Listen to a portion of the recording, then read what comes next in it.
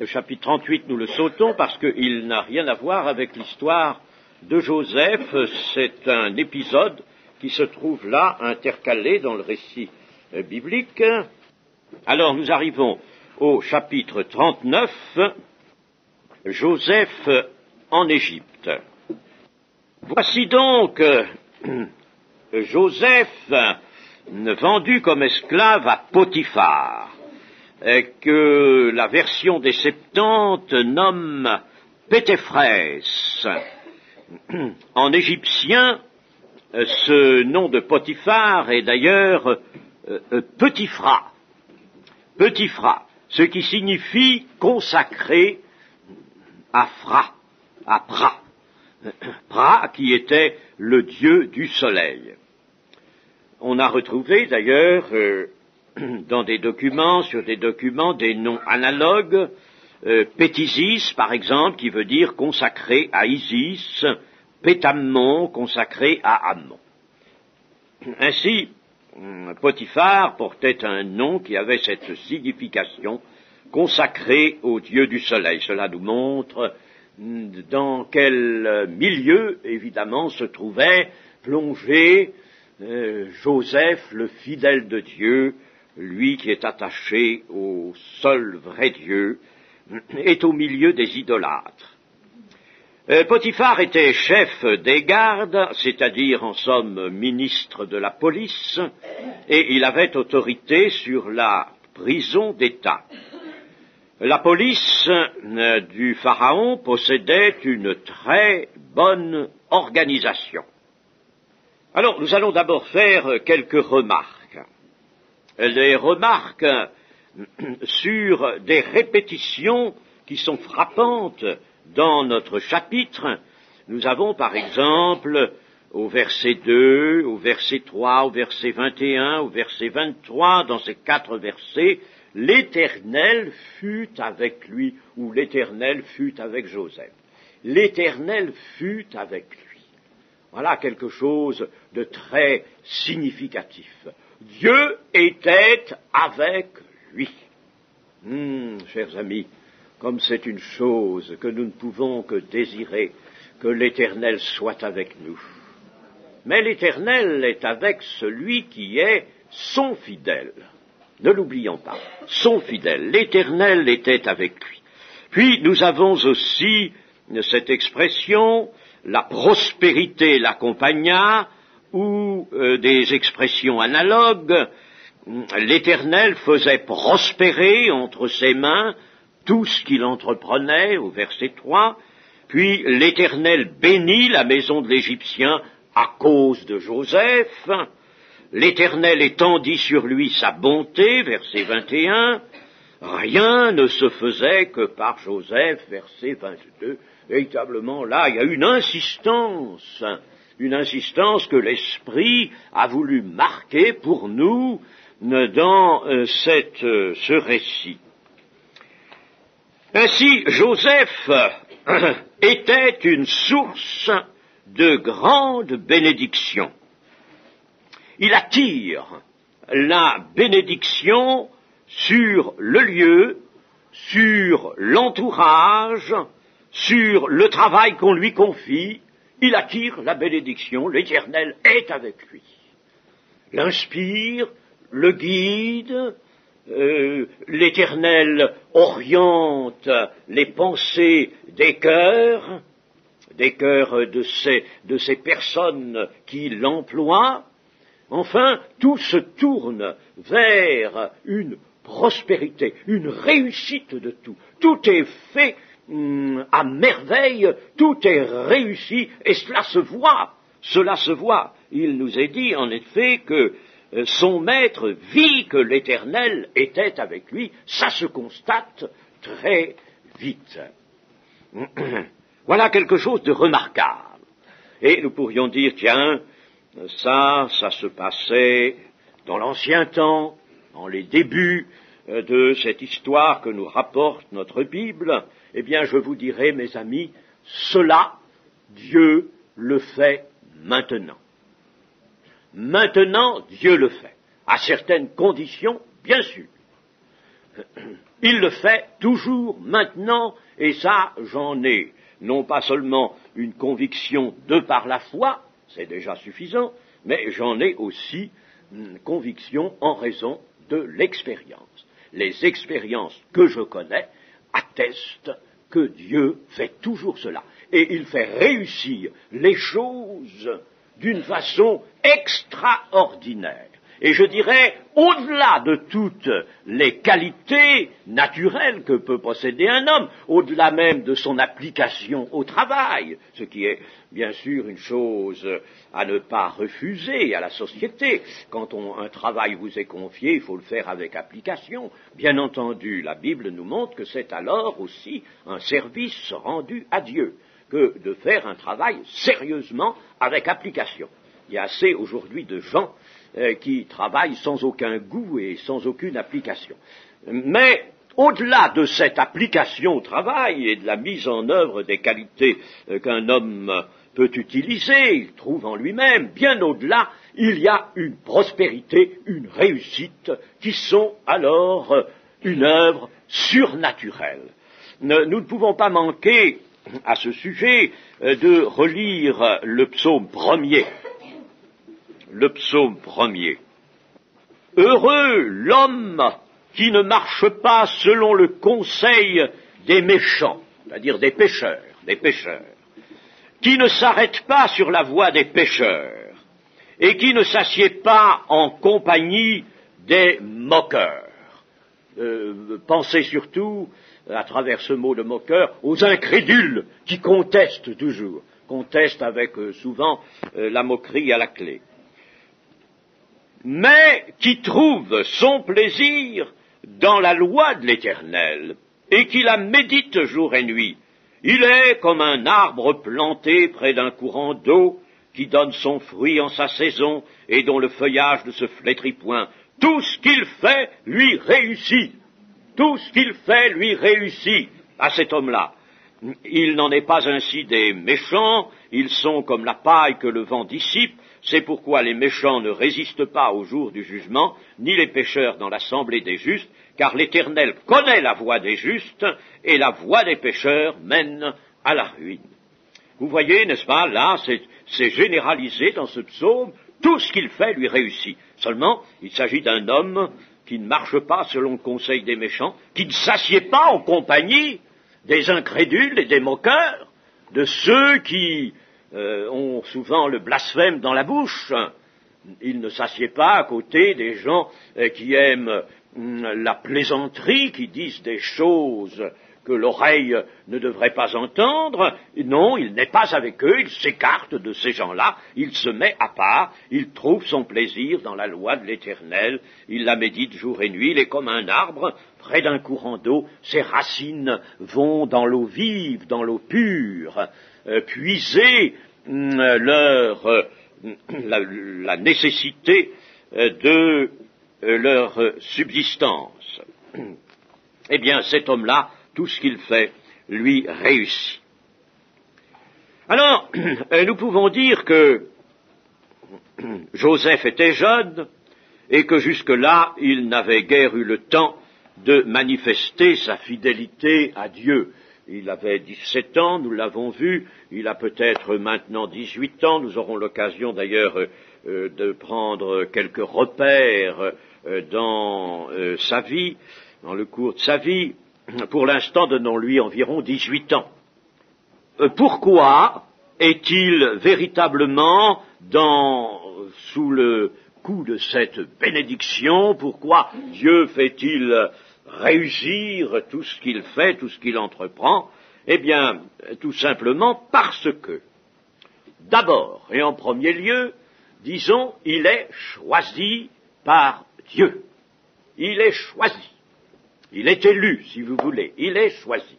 Ah, vous me direz, mais alors moi, si je ne suis pas choisi, je ne pourrai jamais espérer avoir un pareil succès et être accompagné de la bénédiction du Seigneur.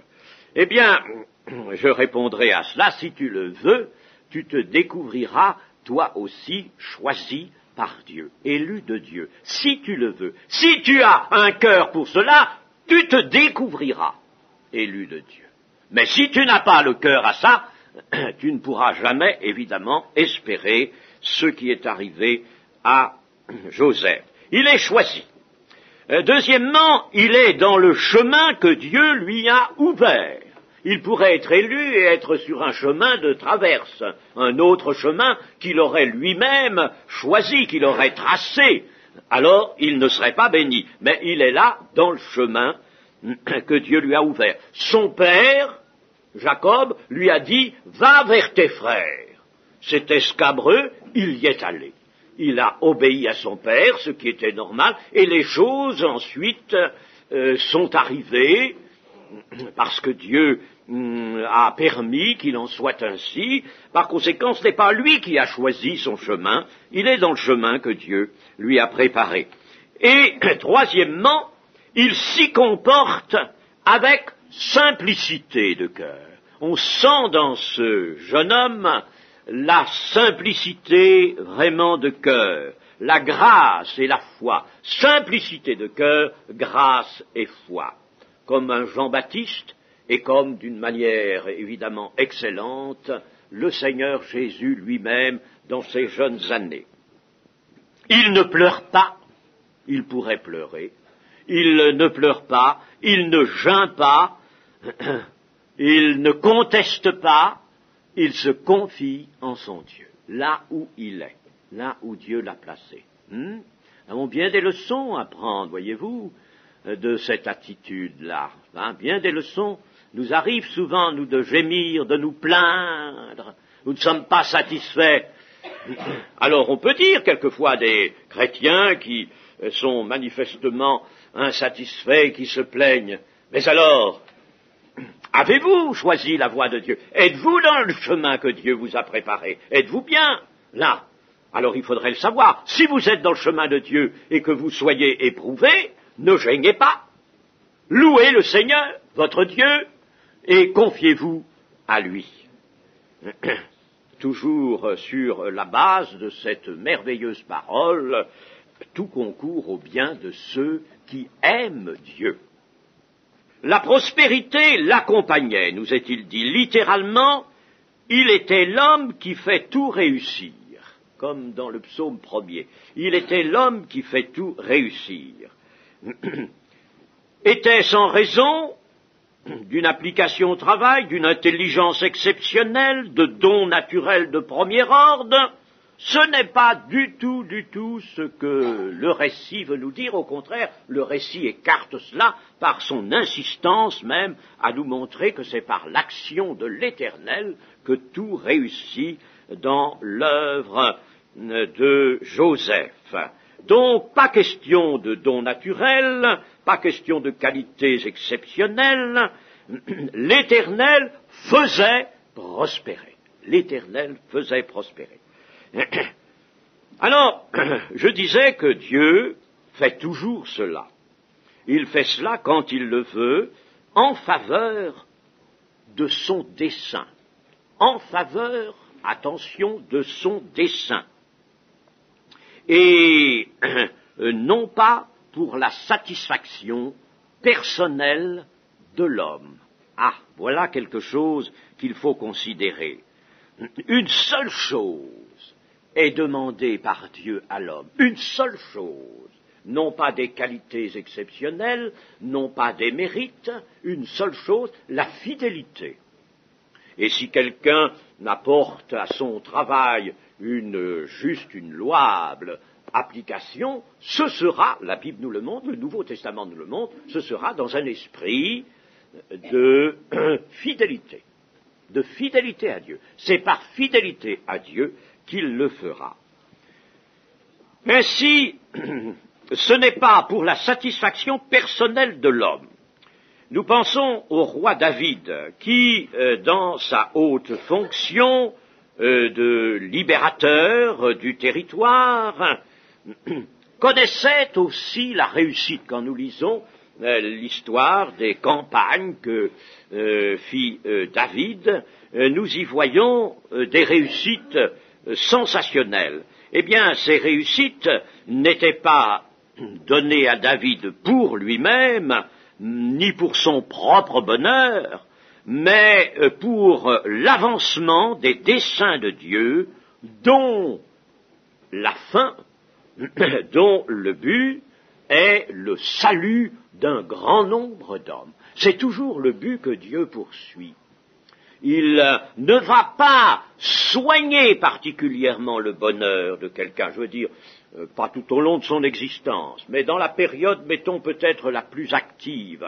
Il ne va pas soigner particulièrement le bonheur de son serviteur, tout au moins tel que l'homme entend le bonheur, tel que l'homme l'entend. Il ne va pas agir pour un bonheur égoïste, personnel, mais il va se servir de son serviteur en vue de son grand dessein qu'il poursuit toujours et qui est de sauver une multitude d'hommes, de constituer une humanité appelée à l'éternité.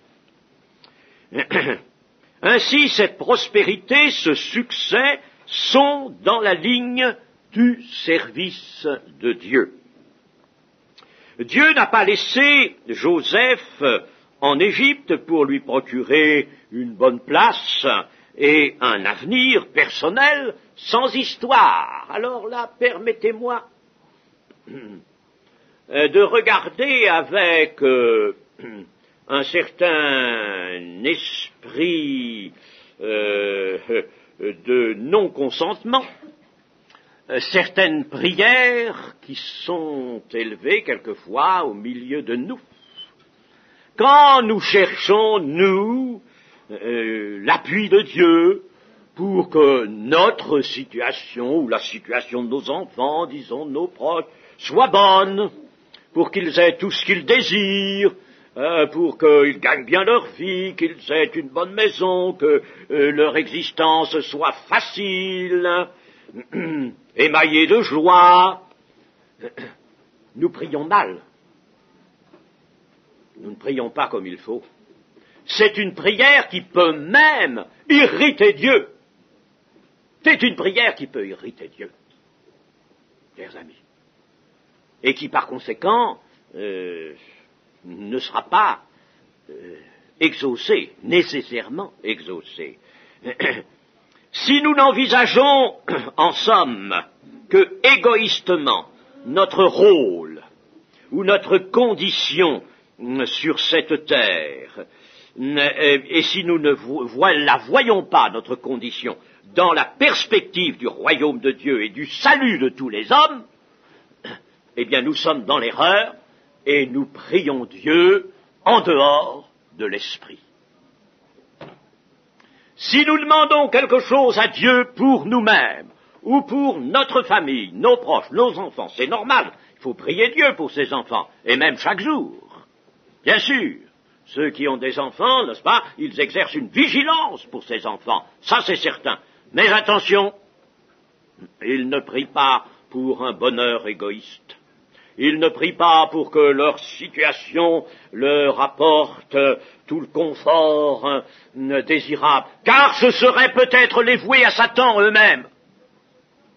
Dans l'opulence, dans l'abondance, il y a bien des âmes qui se détournent de Dieu. Alors, ce n'est pas cela.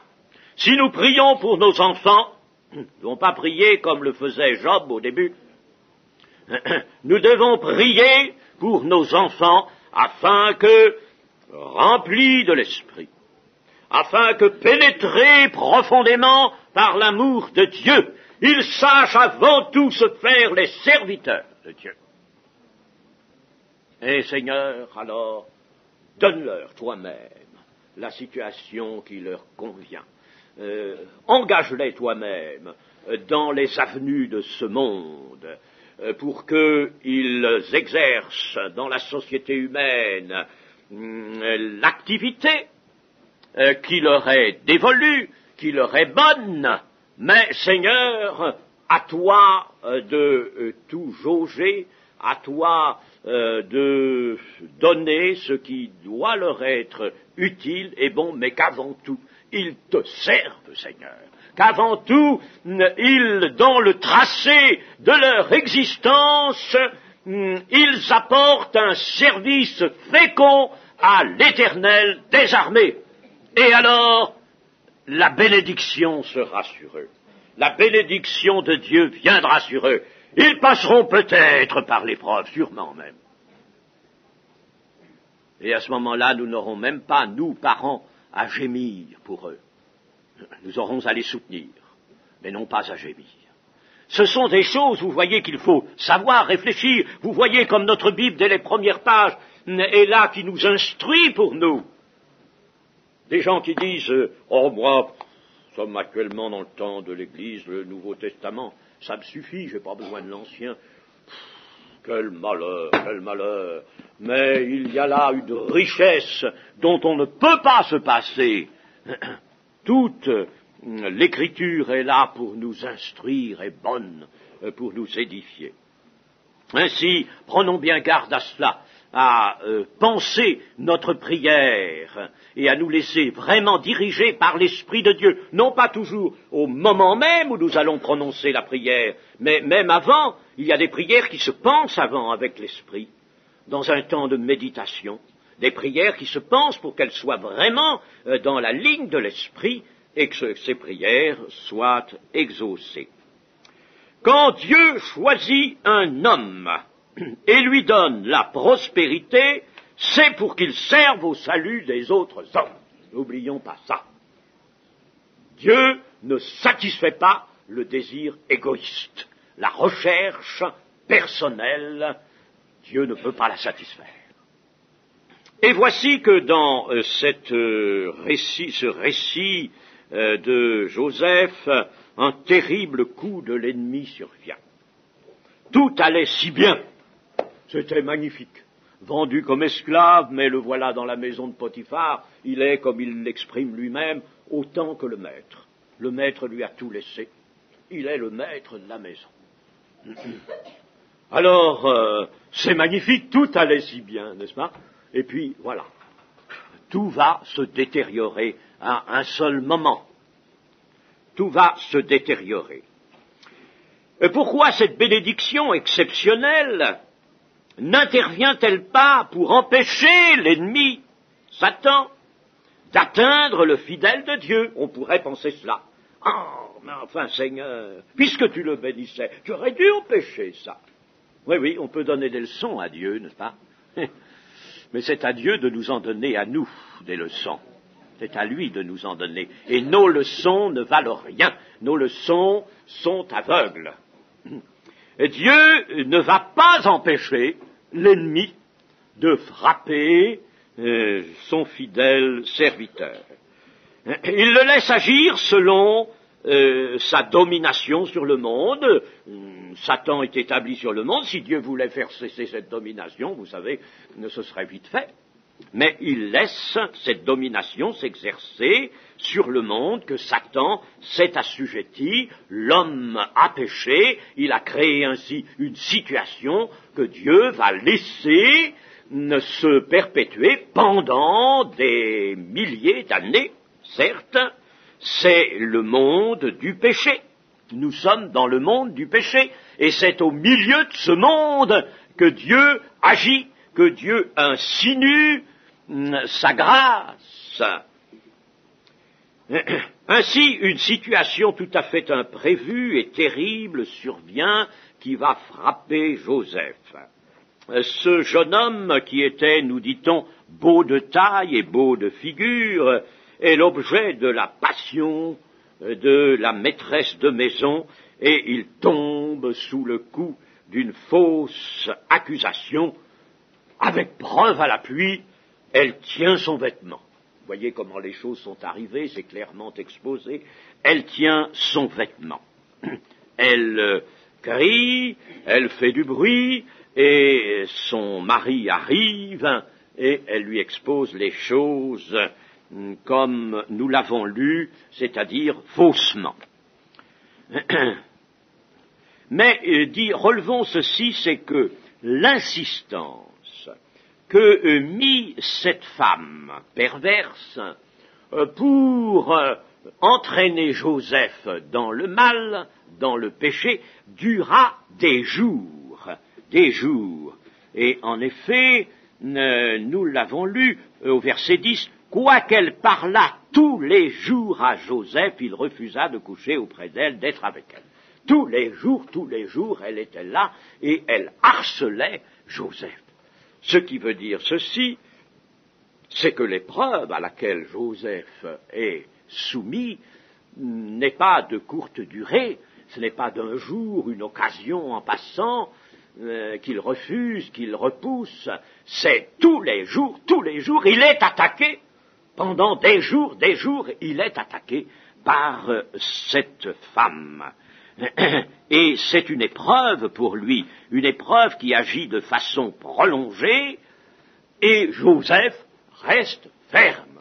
Ah, voilà, n'est-ce pas? La fermeté a besoin de se manifester, non pas pendant quelques minutes, non pas à l'occasion simplement d'une courte tentation, mais pendant des jours, le même assaut lui est livré, et il reste ferme. Il est vraiment l'homme de Dieu. Voilà vraiment l'homme de Dieu. Voilà un homme de Dieu. Ça, c'est un homme de Dieu. Si Ève et Adam en avaient fait autant, s'ils avaient été fermes, mes amis, enfin, nous ne pouvons pas dire ce qui se serait passé, bien sûr, l'enchaînement aurait été tout autre et nous ne pouvons pas l'imaginer. Mais nous pensons simplement à ceci, c'est que Ève et Adam ont succombé, là, il nous semble, vite, rapidement, ils ont succombé à l'épreuve. Et voici un homme, là, qui ne succombe pas. Il ne succombe pas à l'épreuve. Et pourquoi ne succombe-t-il pas? Il le dit lui-même, comment ferais-je un aussi grand mal et pécherais-je contre Dieu? Donc vous voyez que sa fermeté est établie sur une crainte de Dieu, une foi en Dieu, la crainte de Dieu. Comment pécherais-je contre mon Dieu? Et le dénouement survient. C'est la vengeance de cette femme indigne qui a échoué, et ayant échoué, elle va bassement se venger. Et elle va atteindre Joseph. Certes, lorsque Potiphar vient et qu'il est mis au courant de la plainte que sa femme élève contre Joseph, il est saisi par une grande colère. Cela va de soi, car, en effet, ce qu'on lui dit est une chose excessivement grave. Et à ce sujet, nous pourrions relire dans le livre des Proverbes, chapitre 2, verset 16, « Pour te délivrer de la femme étrangère, de l'étrangère qui emploie des paroles doucereuses, qui abandonne l'ami de sa jeunesse et qui oublie l'alliance de son Dieu, car sa maison penche vers la mort et sa route mène chez les morts. Aucun de ceux qui vont à elle ne revient et ne retrouve les sentiers de la vie. Tu marcheras ainsi dans la voie des gens de bien, tu garderas les sentiers des justes, car les hommes droits habiteront tout le pays, les hommes intègres y resteront, mais les méchants seront retranchés du pays, les infidèles en seront arrachés. » Et puis, au chapitre 5 et au verset 8, « Éloigne-toi du chemin qui conduit chez elle, et ne t'approche pas de la porte de sa maison, de peur que tu ne livres ta vigueur à d'autres et tes années à un homme cruel. » Sous-entendu à Satan, l'homme cruel. C'est ainsi que Dieu l'a appelé l'homme fort, l'homme dur. Satan, tu pourrais livrer tes années à cet homme-là, à cet homme cruel. De peur que des étrangers ne se rassasient de ton bien et du produit de ton travail dans la maison d'autrui, de peur que tu ne gémisses près de ta faim quand ta chair et ton corps se consumeront, et que tu ne dises « Comment donc ai-je pu haïr la correction, et comment mon cœur a-t-il dédaigné la réprimande? Comment ai-je pu ne pas écouter la voix de mes maîtres, ne pas prêter l'oreille à ceux qui m'instruisaient?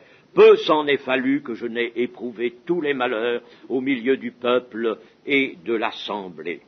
Eh bien, cette femme adultère, cette femme perverse qui est là dans le livre des Proverbes, qui est là en vue et dont il est recommandé au jeune homme de s'éloigner, n'oublions pas que cette femme perverse n'est pas toujours un personnage.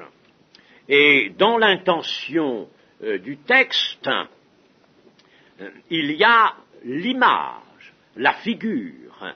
Et le livre des Proverbes entend prévenir tout homme qui a la crainte de Dieu, ou toute femme qui a la crainte de Dieu, de cette étrangère perverse.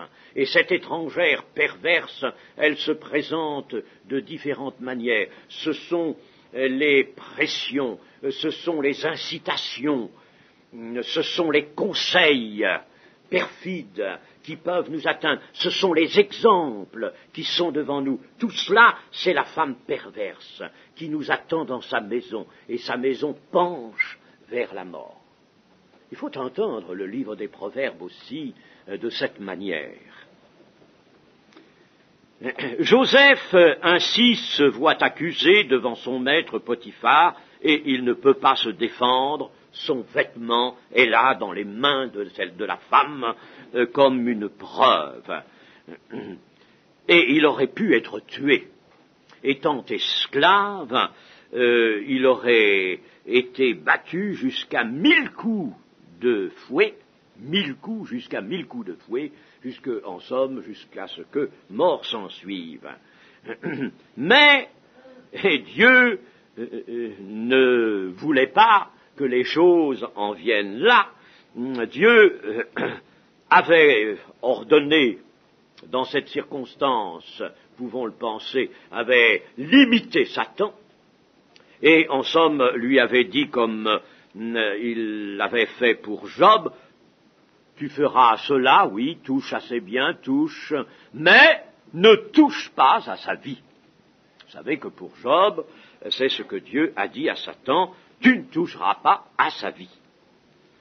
Joseph est innocent, victorieux de l'épreuve, grandi par l'épreuve devant son Dieu, il est grandi. Il a acquis quelque chose qu'il n'avait pas, cette fermeté, cette foi, cette crainte de l'Éternel qui ont triomphé dans l'épreuve.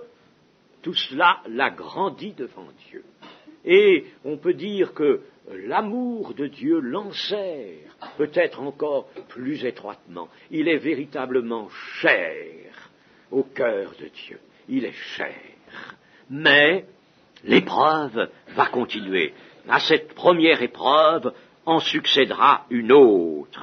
Alors, peut-être là dirait-on, mais c'est assez, il a été éprouvé, laissons-le, rétablissons-le, il est innocent, n'est-ce pas? Vous voyez, notre sensibilité d'aujourd'hui, ce n'est pas ce que Dieu fait. Une autre épreuve va venir. Une autre épreuve. Alors, pourquoi cela? Vous croyez que Dieu peut sauver aisément des hommes pécheurs, des hommes impies, des hommes provenant de la chute? C'est quelque chose de très difficile. Dieu pourrait, comme il l'a dit à Moïse, supprimer le peuple, et puis se donner un autre peuple. Oui, mais ce ne serait pas le salut, ce serait la mort pour les premiers. Et Dieu entend sauver. Pour sauver l'homme, il faut véritablement toute la science de Dieu. Et ce n'est pas nous qui pouvons en discuter. Voyez, dans Jérémie, par exemple, chapitre 20, l'Éternel des armées éprouve le juste. Éprouve le juste. Il pénètre les reins et les cœurs. Je verrai ta vengeance s'exercer contre eux, car c'est à toi que je confie ma cause.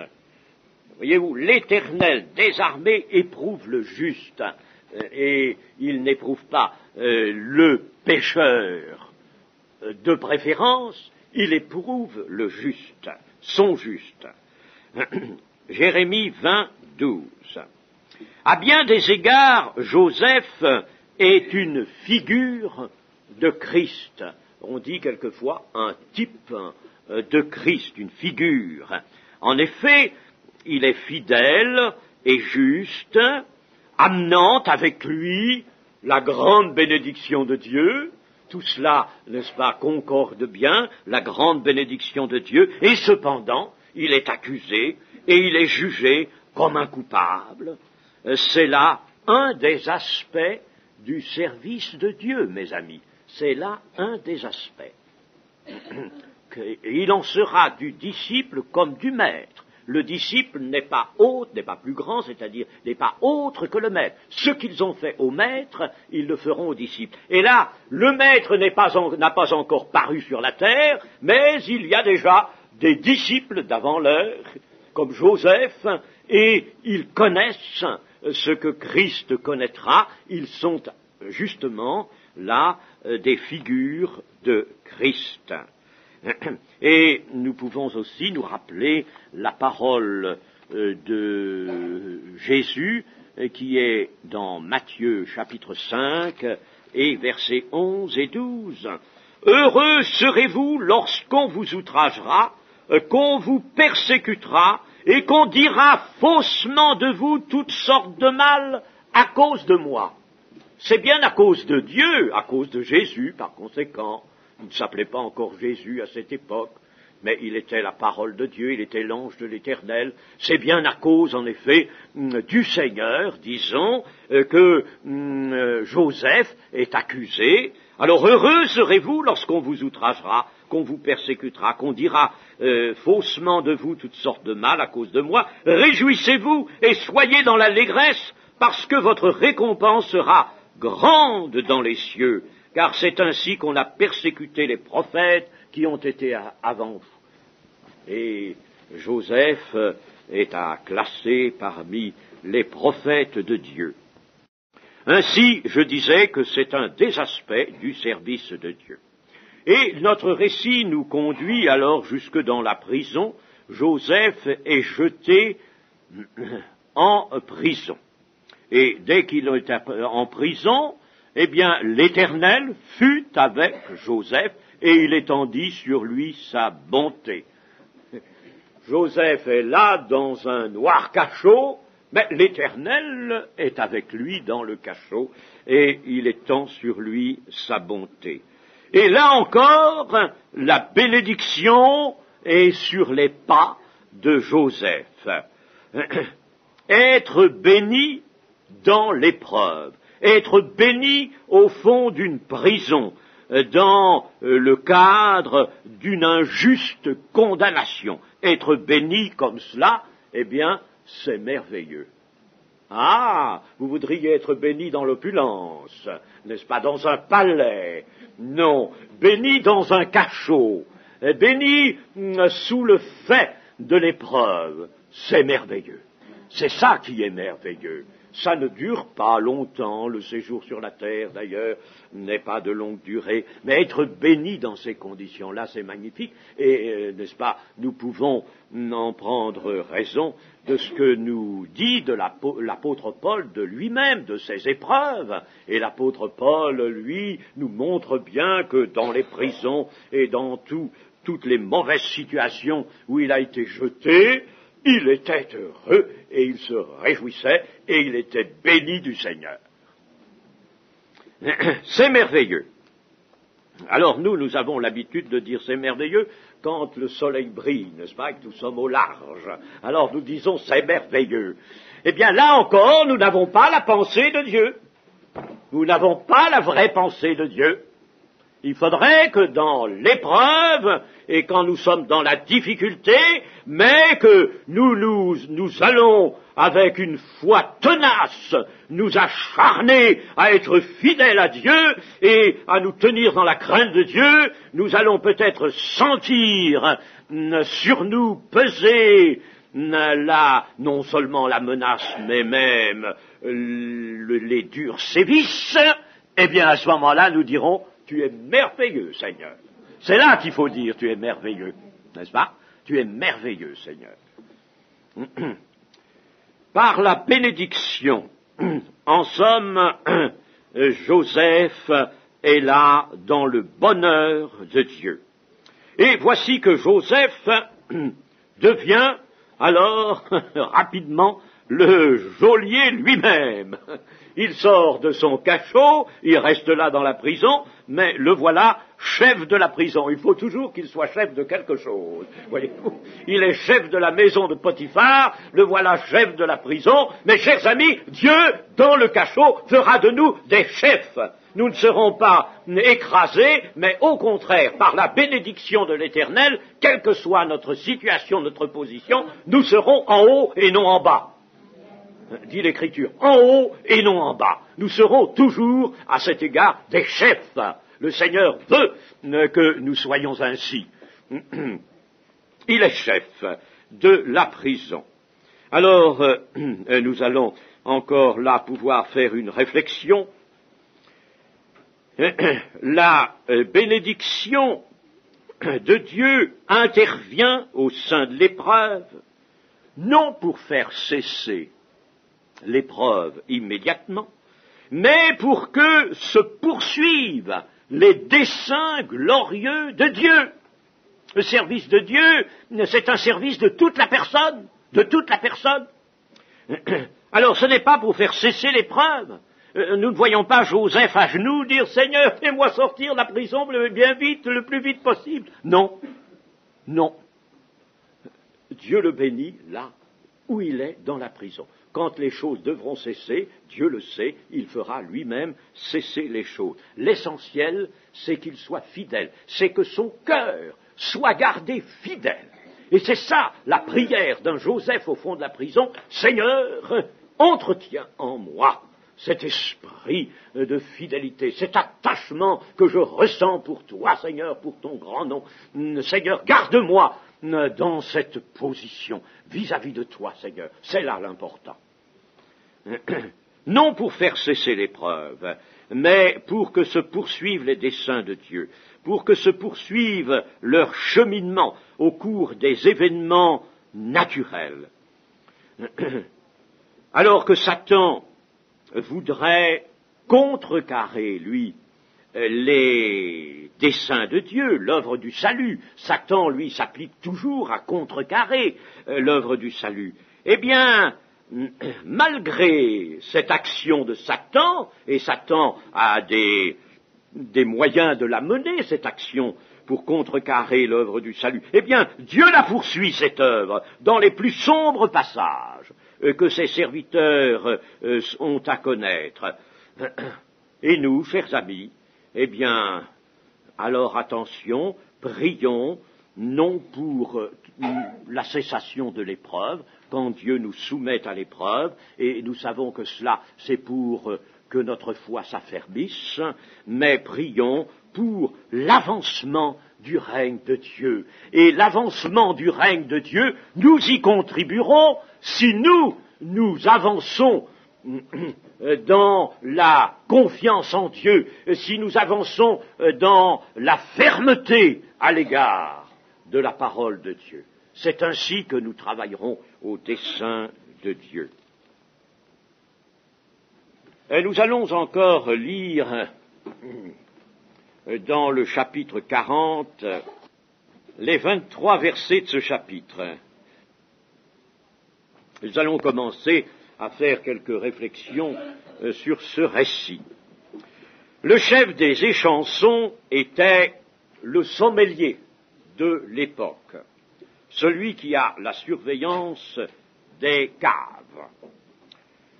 Le chef des panetiers avait la direction de la cuisine, non pas du pain seulement, mais de la cuisine. Comment ces deux officiers déplurent-ils au Pharaon, on ne sait pas. Il suffisait alors d'ailleurs pour déplaire au roi de peu de choses. L'humeur d'un monarque au pouvoir absolu était chose très délicate. Enfin, les voici jetés en prison, et c'est Potiphar, le chef de la police du palais, qui les place lui-même sous la surveillance de Joseph. Il faut penser tout de même que Potiphar n'a pas gardé de ressentiment contre Joseph, tout au moins ce ressentiment s'était apaisé, et peut-être Dieu avait voulu jeter le doute dans l'esprit de Potiphar quant à la culpabilité de Joseph. Voyez-vous, quand toutes choses sont faites droitement, Dieu intervient toujours pour redresser, pour remettre la justice sur son socle. L'Esprit de Dieu l'avait amené, en tout cas c'est manifeste, à une nouvelle bienveillance à l'égard de Joseph. Un certain temps s'écoule, puis une même nuit, les deux officiers vont avoir chacun leur songe. Les Égyptiens, comme bien d'autres peuples, étaient très sensibles aux songes, et Dieu parlait par ce moyen. Dieu se sert en général d'un moyen qui permet d'atteindre l'homme. Il n'a plus d'un moyen, bien sûr, pour les atteindre, pour leur révéler leur sort et pour les amener à la repentance. Et ici, c'est Joseph qui, tout comme Daniel plus tard, aura l'interprétation des songes. C'est extraordinaire que Dieu intervienne ainsi, n'est-ce pas, dans la prison où, très injustement, Joseph est retenu. En considérant ces événements extérieurement, on dirait que Dieu a besoin de se faire aider pour faire sortir Joseph de sa prison. Il a besoin de ces deux officiers auxquels il donne des songes, et cela va provoquer un mouvement. On croirait que Dieu a besoin de cela, mais non, il n'en est rien. Dieu peut tout. Il pourrait utiliser bien d'autres voies. Il pourrait justifier Joseph d'un moment à l'autre. Il pourrait changer même les maîtres de l'Égypte, ou simplement incliner leur cœur. Et il le fait plus d'une fois d'incliner le cœur. Il l'a déjà fait, là, dans ce récit. Incliner leur cœur. Nous y pensons à ça pour nous, que Dieu peut incliner le cœur des personnes que nous avons devant nous, des personnes du monde. Dieu n'a-t-il pas fait sortir Pierre de sa prison en envoyant un ange qui fait tomber les chaînes des mains de l'apôtre, qui mobilise les gardes, qui ouvre les portes sans même y toucher? Dieu n'a-t-il pas retiré les trois compagnons de Daniel d'une fournaise ardente, et on les voit avec un quatrième personnage marcher aisément au milieu de cette fournaise terrible? N'a-t-il pas fermé la gueule des lions, au milieu desquels Daniel a passé toute la nuit? Donc Dieu peut tout, Dieu est puissant. Mais là, il va se servir d'une certaine voie. Alors, n'allons pas trop demander des explications à Dieu, n'est-ce pas? Mais essayons-nous de comprendre ce que Dieu fait, comme pourquoi il agit ainsi. Dieu agit ainsi parce qu'il ne veut pas toujours employer sa force. Imaginez que quand une situation est compromise, mauvaise, que Satan a réussi un mauvais coup, sont toujours mauvais, ces coups. Et lorsque Satan a réussi quelque chose qui fait obstacle au dessein de Dieu et qui pèse sur un serviteur de Dieu, alors si Dieu employait toujours sa force, mais ça serait vite réglé, ça serait très bien. Mes chers amis, tout le dessein de Dieu serait compromis. C'est le dessein de Dieu qui s'est compromis. S'il utilisait sa force constamment dans ce monde, eh bien, il ne pourrait plus amener les hommes à la foi, c'est pas possible, à la repentance, librement, par un mouvement, une transformation de leur cœur. Dieu, par son esprit, veut transformer les cœurs. Il ne pourrait plus les amener à la foi et à la repentance, parce que les hommes seraient tremblants, auraient peur. Ils seraient toujours là à craindre. Dieu va faire ceci. Et des incrédules eux-mêmes craindraient, sans pour autant se convertir, mes amis. Ça, nous l'avons déjà dit, exprimé cela, mais il faut le savoir. Dieu ne peut pas employer sa force constamment dans le temps de sa patience. Il fait même le plus possible l'économie de sa force dans le temps de sa patience. Et remarquons ceci, c'est que Dieu a laissé son propre Fils aux mains des soldats romains qui l'ont crucifié. Il aurait pu envoyer, comme Jésus l'a dit, plus de 12 légions d'anges. Allons, avec ces 2 épées qu'il y avait là, mais je n'aurais qu'à demander à mon Père qui enverrait plus de 12 légions d'anges, et qu'est-ce que ça deviendrait tout ça, tout ce complot? Tous ces gens seraient vite vraiment dispersés ou cloués au sol. 12 légions d'anges. Mais Dieu ne le fait pas. Dieu ne le fait pas. Il faut que les choses suivent le cours qu'il a lui-même voulu. Il a permis aussi la lapidation d'Étienne, cet homme qui était fidèle, plein de grâce, plein de puissance, d'esprit, qui faisait des prodiges. Il n'a pas soustrait Jean-Baptiste, qui était grand parmi les hommes, plus qu'un prophète. Il ne l'a pas soustrait à la cruauté d'un Hérode.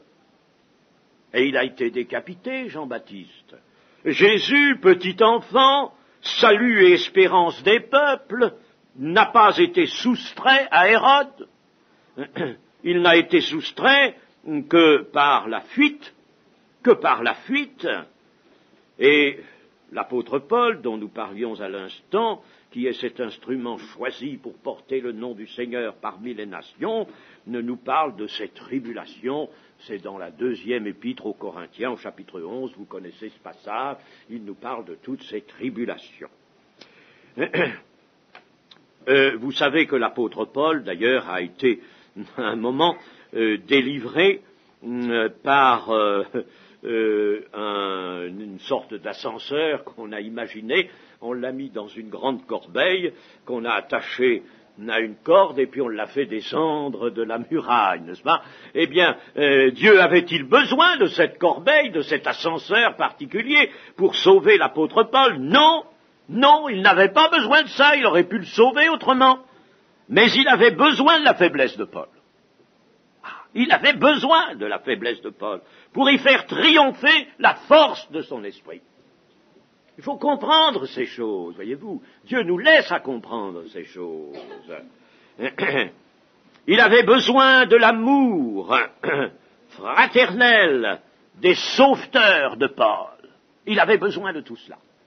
Il a besoin des cœurs. Dieu a besoin des cœurs. Plus que des manifestations de puissance et des prodiges. Pourquoi pourrait-on aussi demander, parmi la grande nuée des témoins dont nous donne l'énumération le chapitre 11 de l'Épître aux Hébreux, alors pourquoi parmi ces témoins, certains vainquirent-ils des royaumes, exercèrent-ils la justice, fermèrent-ils la gueule des lions, échappèrent-ils à l'épée, guérirent-ils de leurs maladies, mirent-ils en fuite des armées étrangères, recouvrirent-ils leur mort par résurrection? Pourquoi alors que d'autres, non moins témoins de Dieu que les premiers, furent livrés au tourment, subirent le fouet, les chaînes et la prison, furent lapidés, sciés dans des troncs d'arbres, furent tués par l'épée, eux dont le monde n'était pas digne. Pourquoi cela? Pourquoi les uns triomphent-ils? Pourquoi les autres subissent-ils? Voyez, n'est-ce pas, la question est importante, elle est grave. Pourquoi demandera-t-on que les uns soient arrachés au tourment? Pourquoi, demandera-t-on les uns sont arrachés au tourment Et pourquoi les autres, au contraire, les subissent-ils? Tous sont des témoins en des circonstances variées, tous servent Dieu dans le développement de ses desseins, chacun à sa place, chacun à sa mission, mais variés sont les aspects du témoignage. Variés. Et dans le témoignage, il y a même la mort, le martyr. Ici, c'est la force de Dieu qui se montre. Dans certains cas, la force se montre. Tandis que là, c'est comme un abandon de Dieu. Mais l'Esprit obtient toujours ce qu'il prépare. Va-t-on généraliser les voies de Dieu? Elles sont variées, elles sont diverses, elles sont propres à tout mode de miséricorde. Et l'on ne peut pas généraliser, il faut bien s'en garder, certainement.